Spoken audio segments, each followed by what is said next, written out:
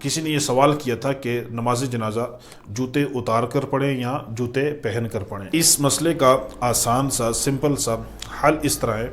یہاں پر 3 صورتیں ہیں۔ پہلی صورت یہ ہے کہ جوتے پہن کر نماز جنازہ پڑھی جائے۔ اگر جوتے پہن کر نماز جنازہ پڑھیں گے، اس صورت میں جوتے اور زمین دونوں کا پاک ہونا ضروری ہے، کیونکہ جس جگہ نماز پڑھی جا رہی ہے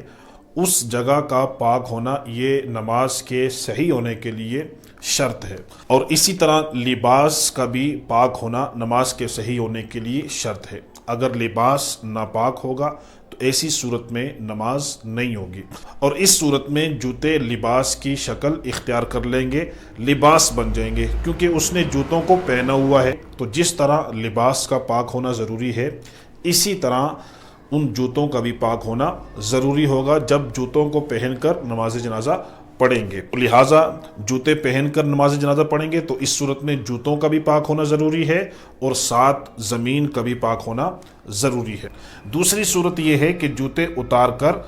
زمین پر جو ہے وہ نماز جنازہ پڑھی جائے، یعنی ننگے پیر جو ہے نماز جنازہ پڑھی جائے۔ تو اس صورت میں زمین کا پاک ہونا ضروری ہے، کیونکہ اس نے جوتے پہنے نہیں ہوئے لیکن وہ زمین کے اوپر نماز جنازہ پڑھ رہا ہے، تو اس صورت میں زمین کا پاک ہونا ضروری ہے، کیونکہ جس جگہ نماز پڑھی جاتی ہے اس جگہ کا بھی پاک ہونا ضروری ہوتا ہے، نماز کے صحیح ہونے کے لیے شرط ہوتا ہے۔ اور تیسری صورت ہے جوتے اتار کر